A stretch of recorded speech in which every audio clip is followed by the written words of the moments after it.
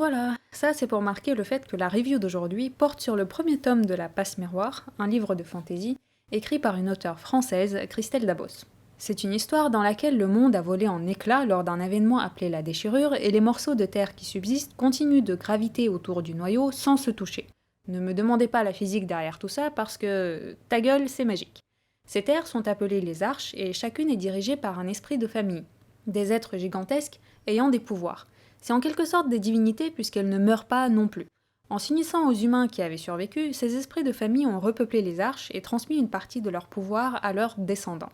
Dans cette saga, on va suivre Ophélie, une animiste un peu gauche et physiquement quelconque, mais particulièrement douée dans son art. Sur Anima, l'arche de l'esprit Artémis, les habitants sont appelés des animistes et ils ont le pouvoir d'activer la vie des objets, de les animer, par exemple les calèches avancent sans chevaux, de les réparer ou de lire leur passé.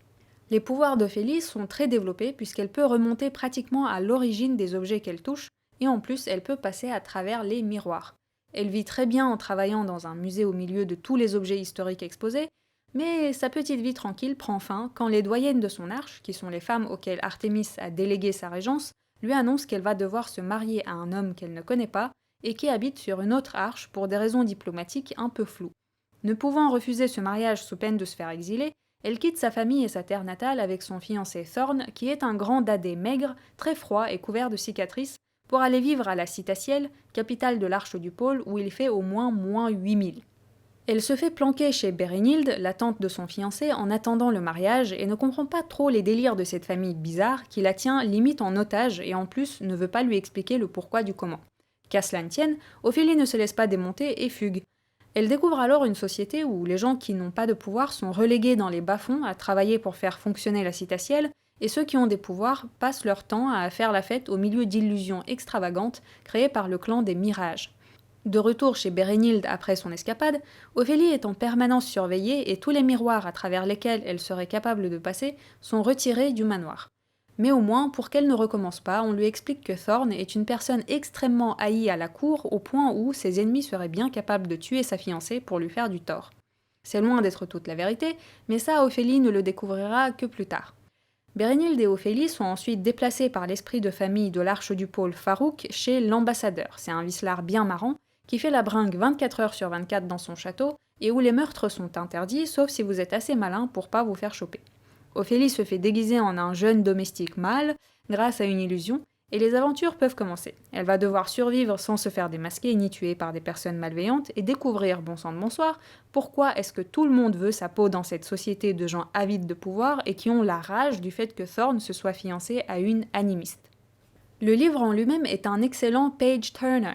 J'ai eu du mal à faire autre chose que le lire, j'avais envie de savoir ce qui allait se passer et je ne m'en décrochais que pour des activités liées à l'hygiène ou la nourriture.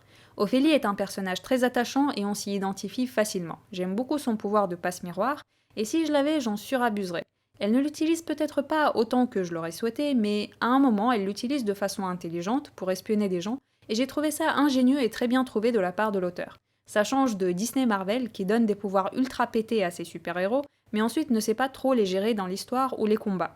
L'univers du livre est vraiment cool, avec quelques éléments steampunk, des pouvoirs spéciaux sympas et des personnages bien construits. L'intrigue, blindée de magouilles avec un petit côté mystère, est bonne, même si j'ai trouvé que la toile de fond est un peu trop manichéenne et que les dénonciations de l'auteur manquent de subtilité. Ce que je veux dire par manichéen, c'est que l'arche d'où vient Ophélie est un matriarcat, et hormis le fait que les femmes y soient un peu grande gueule, c'est un monde où règne la paix et les gens sont égaux. Le savoir, l'étude et les sciences sont favorisés, et leur esprit de famille est une fan d'astronomie qui passe son temps dans un observatoire entouré de scientifiques. De même, les pouvoirs qu'elle a transmis à ses descendants sont liés à la vie, la lecture et la préservation du passé, alors que sur l'Arche du Pôle, fondée par une divinité masculine, c'est un patriarcat où règne la violence, les trahisons, la soif de pouvoir, la débauche et la superficialité. L'esprit de famille Farouk et sa cour rappellent une sorte de sultan avec son harem, ou bien la cour du roi Louis XIV et toutes ses favorites. Pendant qu'Artémis est à sa science et prend au moins le soin de déléguer son pouvoir aux doyennes, qui ont l'air de bien s'en sortir, Farouk, lui, est à son narguilé et à ses Il se comporte comme un enfant capricieux et ne se soucie pas des clans qui s'entre-déchirent sous son nez pour des bribes de pouvoir. parce que oui, en plus sa société est ultra hiérarchisée. Ceux qui n'ont pas de pouvoir sont les serviteurs de ceux qui en ont, et ces derniers ont intérêt à être appréciés par leur divinité s'ils ne veulent pas se faire tège hors de la capitale ou se faire décimer comme ça a été le cas pour certains clans. Pour ce qui est des dénonciations, l'auteur met en avant le fait que l'on considère la femme comme un objet, soit une poule pondeuse, soit un moyen pour les hommes de parvenir à leurs fins. Je ne veux pas dire que cela n'existe pas ou n'a pas existé, dans la réalité, loin de là.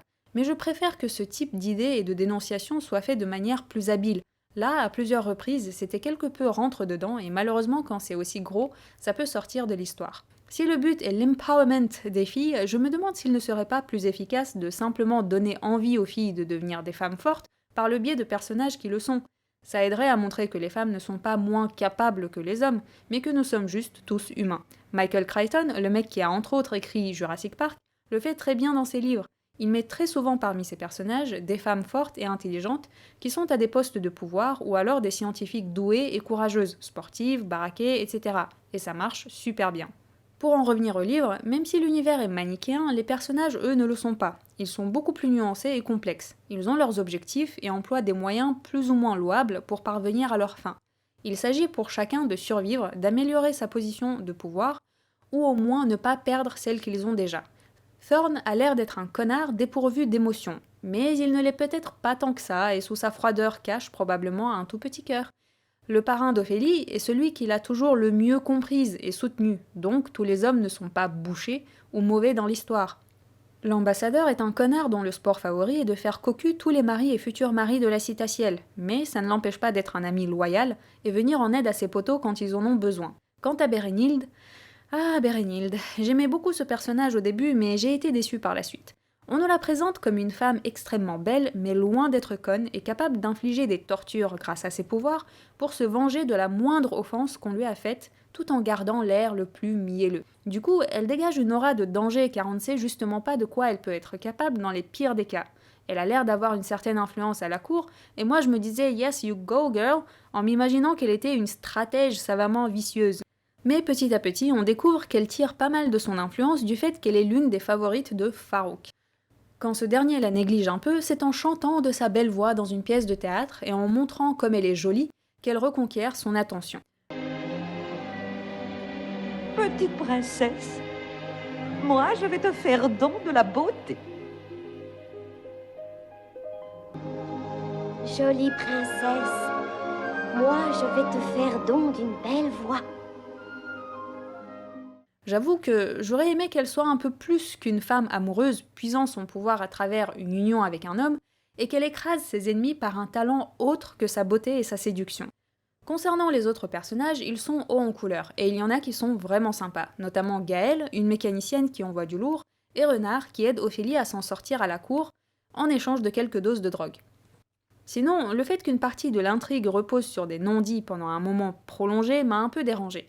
Néanmoins, ce n'était pas très exagéré, et comme l'histoire est racontée du point de vue d'Ophélie à laquelle Thorn et Bérénild cachent leurs vraies intentions, ça passe. Toutefois, la fin m'a énervée, car il n'y a pas de fin justement, l'histoire ne se termine pas.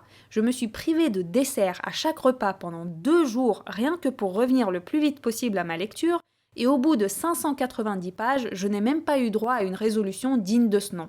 Franchement, mon assiduité de lectrice méritait mieux comme récompense que ce cliffhanger énorme. Mais je lirai quand même les autres tomes car je veux savoir ce qui va se passer et surtout découvrir les autres arches. J'espère juste que la suite ne prendra pas des aspects de vengeance religieuse de la part de l'auteur. En effet, au tout début du livre, elle a écrit une bribe qui fait référence à un livre et à un dieu qui est cruel dans son indifférence. Je me suis dit que ça avait peut-être un lien avec le fait que l'auteur avait traversé un moment difficile dans sa vie, où elle s'est sentie abandonnée par Dieu et l'a trouvé injuste, je ne sais pas. Quoi qu'il en soit, je suis passée outre, même si j'ai retrouvé par la suite l'indifférence des divinités Artémis et Farouk dans l'histoire, ainsi qu'un livre en peau humaine. Mais à la fin, il y a un post-scriptum à la bribe et on reprend de nouveau cette histoire avec un dieu qui a été puni. Je me suis dit, oula, j'espère que la suite ne partira pas dans du Narnia ou dans du À la croisée des mondes. Dans le premier cas, on avait des messages de plus en plus misogynes et pro-christiques de la part de Lewis, et dans le second cas, Pullman avait un message anti-église, même si j'avoue qu'il était plus subtil que Lewis. Ce que je veux dire, c'est que lorsque l'auteur d'une œuvre de fiction qui se rapproche du conte commence à faire du prosélytisme, pro ou anti-religieux, peu importe, ça me sort de l'histoire que je lis. Parce que tout à coup, l'auteur commence à me jeter directement à la face ces idées venant tout droit du monde réel, que j'aime justement quitter en me plongeant dans une bonne lecture. En fait, il y a quelque chose que la plupart des auteurs disent souvent, c'est qu'ils ne doivent pas utiliser les personnages pour parler à leur place. Un personnage doit avoir une vie propre. Quand un auteur s'en saisit pour lui faire dire ce que lui pense, cela perturbe le récit et la cohérence du personnage. Mais bon, dans le cas de La Passe Miroir, ce sont 2 petits passages qui sont en dehors de l'histoire et ça ne dérange en rien l'intrigue.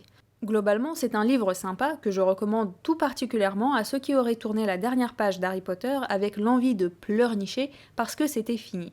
À ceux qui sont en manque d'univers plein de magie, je pense que ce livre risque bien de plaire et je leur recommande donc d'y jeter un œil ou deux. Au revoir.